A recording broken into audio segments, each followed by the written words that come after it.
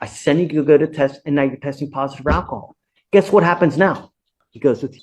He has this device on his phone. I don't know, but there's a bond condition. And when you don't live up to the bond condition, there are consequences, just like anything in life.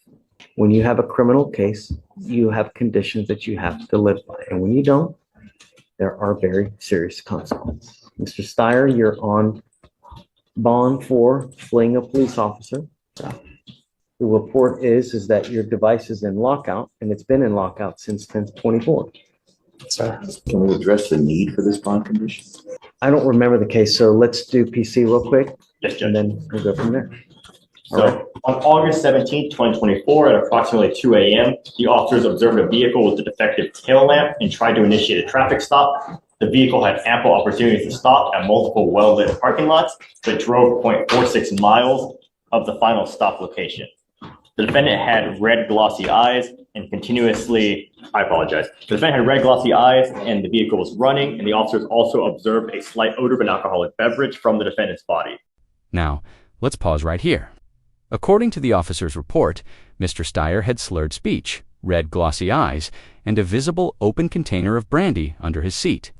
Add a pistol in the car, and you've got a situation that looks bad from every angle, but legally speaking, no field sobriety test was ever conducted. And he wasn't charged with DWI, only fleeing a police officer. That's a massive gap in procedure. So here's the question. Should a defendant face alcohol-related bond conditions if no alcohol-related charges were filed? Drop your thoughts in the comments, because this decision has major implications. The defendant had slurred speech and repeated, "I'm just trying to go home, I came from work," but the defendant could not specify his place of work. The defendant denied drinking alcohol, and the officers found an open container of color XO brandy container under the driver's seat and a Taurus pistol under the passenger seat without a holster. So what bond conditions were on there that they're alleged him to have violated? You want to help me out? This is Steyer. Yes. Please. He doesn't have any previous violations. It's just that the device is in lockout. What device? The ignition interlock device. So they put an ignition interlock. I guess the magistrate put an ignition interlock on it. Charged with DWI. Yes, this was occurred on August 28th. And I get it, but he's alleged of alcohol in the car. I don't know. How, I mean, begs the question, why didn't they charge him? I can't say this should have been a different charge. We're supposed to, officers are officers. We're supposed to allow them to do their job. And when their job doesn't rise to what folk think it should be, then all of a sudden they didn't do their job right. We want to talk to the supervisor. Officer didn't charge him. He didn't charge him. So he only got charged with fleeing. I don't understand why he's got this device on. Did they do field sobriety tests? They did not, Your Honor. There was no DWI investigation done at the scene. Was there any indication that he was intoxicated? Yes, he had slurred speech, glossy eyes. And an odor of alcoholic beverage. Yes. Maybe the officer didn't think it rose to the event. At any rate, the officer didn't call it in as a DWI. And whether the state thinks it's shoddy work or not, we don't punish the defendant because the officer did shoddy work. Punish them for having bond conditions and not. I fully understand that. And that's why I wanted to address the need for the bond condition as well as the bond. I understand that the machine's not working or it's in lockout status, but I'd also like to address why we're having it. So you didn't put it on there. I didn't. I think that it's a reasonable restriction when it is, for all intents and purposes. They just didn't charge it because maybe they had an officer that was a rookie, didn't know what they were doing.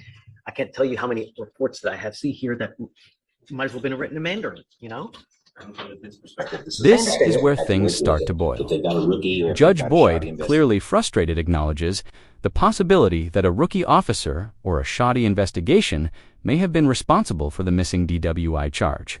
But he draws a hard line. The bond condition is still valid, and Mr. Steyer is still responsible for following it. It's a classic moment of judicial balance. The system may be flawed, but the defendant is still held accountable. Do you think that's fair? Or should faulty police work invalidate the bond restrictions? Sound off below. That shouldn't be his fault. Then that's their issue. But it is his fault for not complying. Absolutely. With the bond condition. That's what happens now, Mr. Steyer. What can you possibly say that can help? I was saying, I don't understand why it's locked. I called the people about it. I told them never, like, it's a troubleshoot with your device. We'll try to figure it out on our end. But they never give no information about what to do. He can remedy that today, Judge. No. We'll figure it out now. I'm not going to let him go and then try to figure it after the fact. I'd like to do it now. What do you think? Do you know why it's in lockdown? I don't, that's what I'm looking at right now. So, because for all of our other devices we have, I don't see anything on the 24th or past that until the email sent to the HR. Do you mind looking into, please, as to why it's in lockdown? It might take a little bit. I And understand. if you take a seat in the jury box while we figure this out, and then maybe 5-10 minutes, we'll come back and we'll see that. And then From the defense perspective, we should still address the need of this. I mean, the officer is part of the state, he's part of the state's witnesses. They didn't the allegation, they didn't file the charges. I'm still contesting outside of the fact that the machine doesn't work. And mind you, he didn't make the machine, he doesn't calibrate the machine. If the machine doesn't work, that could be no fault of his own, and we can correct that today. But if the let's do Mr. Slider. yes, I was going to send you now for a drug and alcohol test. Let's see what pops up. Okay, You well, know, that's we fair, can Judge. see how he's behaving while he's on bond. my judge just comes back with nothing on it. It will let me Yes. The question is if this drug test is clear, free of any alcohol, any drugs. Let's cross that bridge when we get there. We'll do Do that. you for a test now? And we'll go from there. If you're clean, it'll go a long way for you. If you're dirty, cross that bridge when we get there. Yes, sir. My only concern, Mr. Steyer, is public safety. Nothing else matters in my life. And if you're gonna play adult games, or if you play stupid games, you win stupid prizes, or you get adult consequences, right? When you act like a child, we treat you like a child. If you do great things, then we congratulate you and reward you, right? Sir. Okay, just take a seat for a moment, sir. We'll be back for Mr. Slider. So I'm not happy with it. I know. It's unacceptable.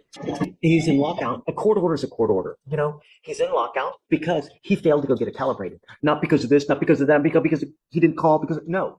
You failed to go get it locked down, or you failed to go get it calibrated. That's why. And there it it's in is, lockout. the moment Sending you of to a reckoning. test, and now you're testing Judge positive. Boyd orders a Guess what drug happens and now? alcohol test, and Mr. Steyer tests positive. What started as a malfunction excuse quickly turns into undeniable proof that the bond condition wasn't just malfunctioning. It was working as intended. The judge's voice drops furious but focused. Actions have consequences. In a courtroom where second chances often hang by a thread, this one just snapped. You can feel the weight of disappointment in every word. What would you have done if you were the judge here? Mr. Steyer. He goes with you. I'm sorry, but you can't continue to do it, man. It's unacceptable. Judge, are you revoking his bond? What are you gonna set the new bonds at? 5,001. 5,000 more than the original bond, Oh, which is 5,000? what's it at now? Is it 100? Let me check. It's at 100. So 5,001. So bond, okay. 5,001. Yes. Was it here? Sorry. Sorry, Kabita, but It's okay. it's just too much. Thank you, Judge. This case is a stark reminder that bond conditions aren't optional, they're court orders. Mr. Steyer's ignition, interlock, was in lockout because he failed to calibrate it, and he tested positive for alcohol while under bond for fleeing police. Despite no formal DWI charge, the judge emphasized the importance of public safety over legal technicalities. His bond raised to $5,001, a steep climb from the original. If you found this case as shocking as we did, hit that like button. Share your thoughts in the comments, and subscribe for more jaw-dropping courtroom breakdowns. We'll be back with the next gavel drop. See you in court.